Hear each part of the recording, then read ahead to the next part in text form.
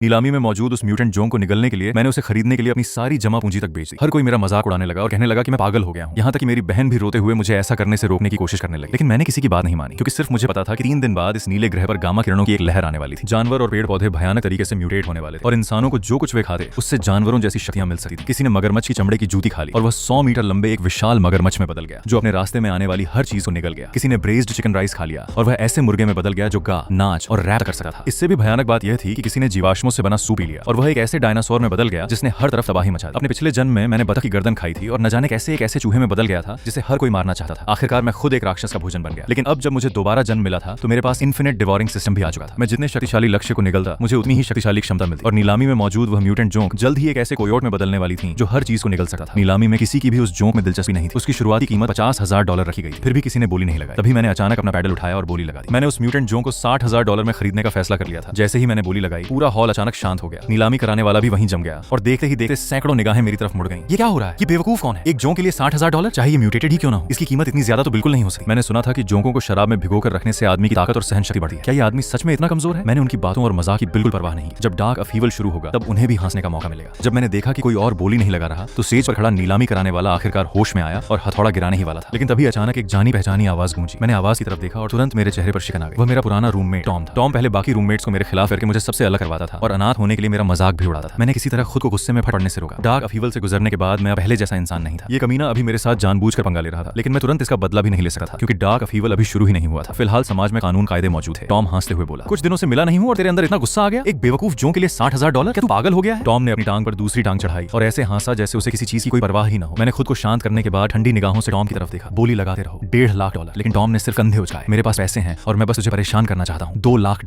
मेरी आंखों में ठंडक और गहरी हो गई। डार्क अपहीवल शुरू होने के बाद ये सारे पैसे बेकार कागज के टुकड़े बन जाने वाले और जब वो समय आएगा तब उसे इसकी कीमत चुकानी पड़ेगी। खुद को शांत करने के बाद मैंने लगातार बोली लगानी जारी रखी और आखिरकार $3 लाख में उस म्यूटेंट जोंक को जीत लिया। इस खरीदारी ने मेरी सारी जमा पूंजी खत्म कर दी थी। जोंक हाथ में आते ही मैंने एक पल भी बर्बाद नहीं किया और वहां से निकल गया। मैं सीधे अपने किराए वाले कमरे में वापस पहुंचा। जूते उतारने से पहले ही मैंने एक पारदर्शी कांच का डिब्बा निकाल लिया। उसके अंदर खून जैसी लाल रंग की एक जोंक थी। उसका मोटा शरीर किसी लाल कीड़े की तरह बुरी तरह मचल रहा था। उससे निकलने से मैं और ताकतवर बनने वाला था। तो फिर मैं इंतजार किस बात का कर रहा था? अब वक्त आ गया था। मैंने अपनी आस्तीनें ऊपर चढ़ाई और कांच के डिब्बे के अंदर हाथ डालकर उस म्यूटेंट जोंक को पकड़ने की कोशिश, लेकिन म्यूटेंट जोंक लगातार बुरी तरह छटपटा रही थी। वह न सिर्फ मेरी पकड़ से बच निकली बल्कि उसने मेरी उंगली पर काट भी लिया। मेरी उंगली से खून तेजी से निकलने लगा जिससे डिब्बे के अंदर मौजूद लाल पानी और भी गाढ़ा हो गया। ताजा खून मिलते ही वह म्यूटेंट जोंक पागलों की तरह और ज्यादा उत्तेजित हो गई। यह देखकर मुझे तुरंत गुस्सा आ गया। मैंने तेजी से जोंक को पकड़ लिया और उसे पूरा का पूरा निगल गया।